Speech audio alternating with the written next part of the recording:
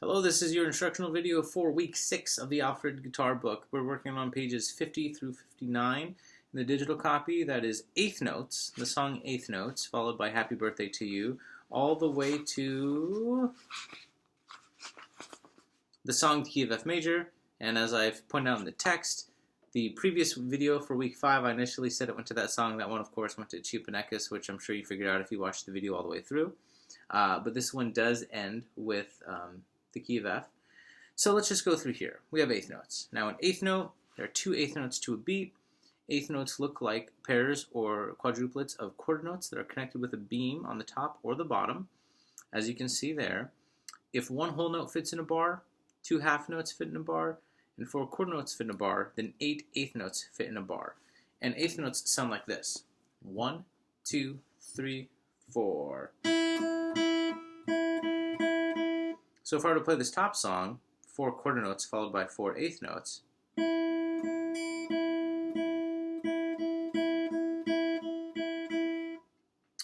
that's what the rhythm would be like. And you also see some new symbols here. So we have a downstroke, which is kind of the squarish looking one. It almost looks like a little rectangle on stilts. That's a downstroke. That means the pick goes down toward the ground on that note. And you have an upstroke, which looks like a really skinny, thin capital V. It goes up. So if you'll notice, I am going to downstrum the first 4 quarter notes and then alternate pick. Alternate pick means down, up, almost always starting with a down on the eighth notes. So check that out.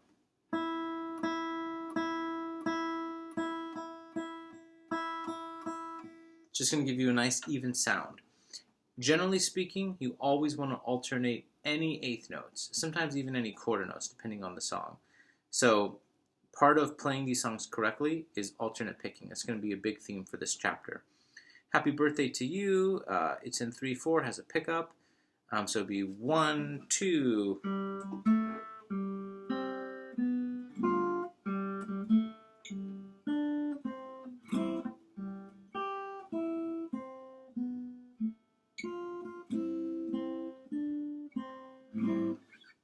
Happy Birthday is absolutely a song every musician should know. I had a gig once where I was playing, and it was like a 4-piece jazz quartet thing, and we had some songs we agreed to play on, but it was really loose and casual. And then all of a sudden they came up to us and said, "Oh, it's someone's birthday, will you play Happy Birthday?" And it seems like such an easy song, but we realized none of us had memorized Happy Birthday on our instruments, like the chords and the melody, and we frantically tried to find music on our phone. So you should know Happy Birthday.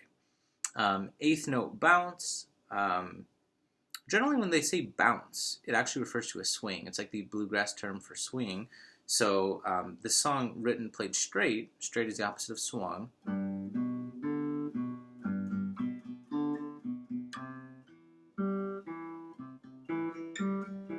If you were to play that same line with a bounce in a bluegrass book, it would be...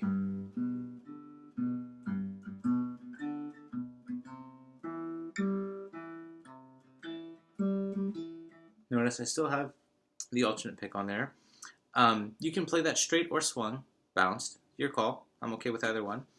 Walking bass rock, alternate picking eighth notes, get some more dynamic signs. So now you get what looks like it's opening on the right side, the 2 lines. That's a crescendo. It means get louder gradually from the start of it to the end. And crescendo on guitar means gradually pick with more force. And a decrescendo or a diminuendo is the opposite. It starts big and it funnels down to nothing. That just means start with a lot of pressure in your picking hand and gradually minimize that pressure. So...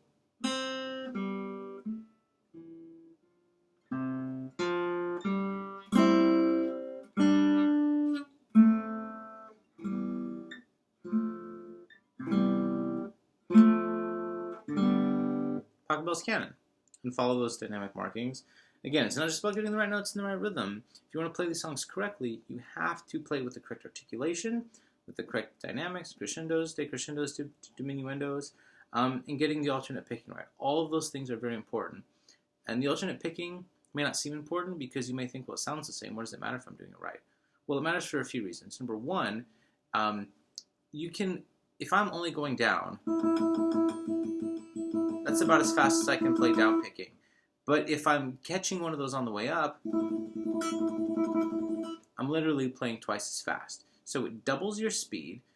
And also it sounds different. Like if you do only down picking, it sounds like Metallica.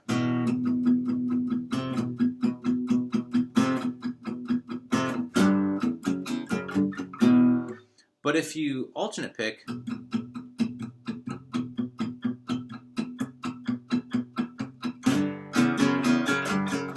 it's a very slightly different sound, mostly because when you alternate pick, especially when you're playing multiple strings, you catch the high string first, then the low, which is a different sound. And even when you're just playing one note, the string is vibrating in a different way. It's getting struck from two sides, so it's going back and forth, and it does have a different sound. So doubles your speed, and it does affect the sound. So it's very important that you alternate pick when instructed to do so. And again, from now on, for any style of music on guitar, alternate picking should be your default, and you'll only do unidirectional picking if it specifically calls for it. On page 52, we get into sharps and flats. Sharps and flats are the black keys on a piano. A sharp note is 1 fret higher than its regular form. So if you see F sharp, go to where the F normally is and just go 1 fret higher. A flat note is a half step lower. So if you see a flat version, go 1 step lower. So if you see A flat, go to where A should be, and then go down there. So that's A flat, this is F, that's F sharp. Sharp is a hash or a pound number sign. Flat is kind of a weirdly italicized lowercase b, and a natural sign, you can see in your book, is the third sign there. It cancels out a previous sharp or flat. So this chromatic scale, you're going to go through here and play all of these notes.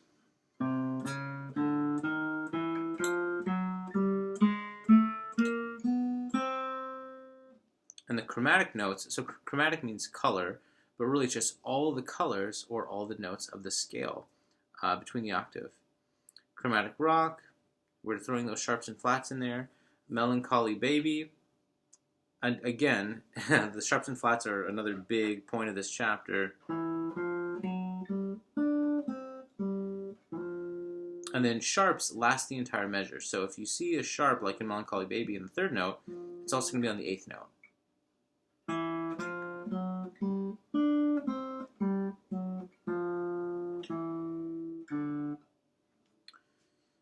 All right. Ooh, Over the Rainbow, 54. Everyone's going to play Over the Rainbow. Even if Over the Rainbow is not the song you're selected to play as part of this week's quiz, everyone's still going to play Over the Rainbow. So be prepared for that no matter what, as well as a standard quiz song.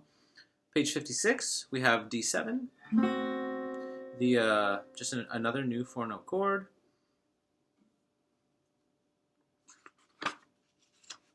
And then on page 58, we get an intro to the major scale.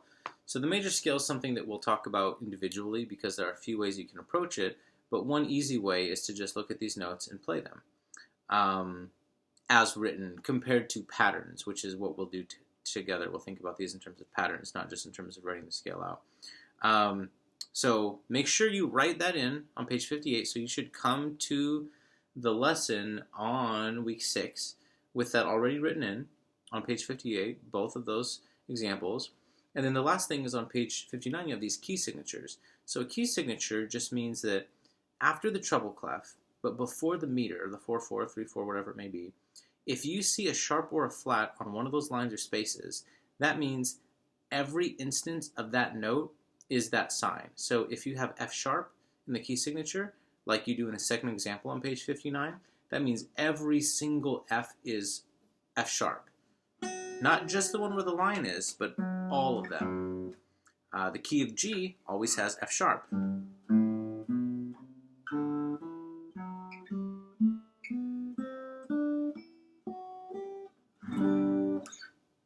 The key of F always has B flat.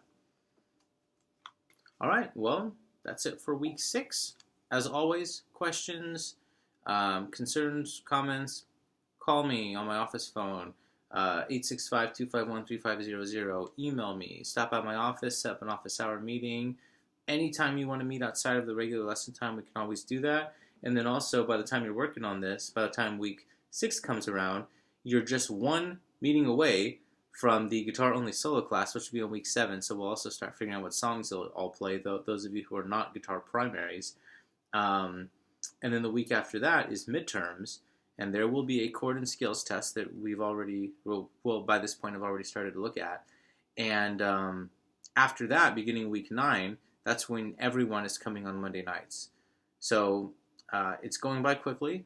So stay on top of this. And again, questions, just let me know.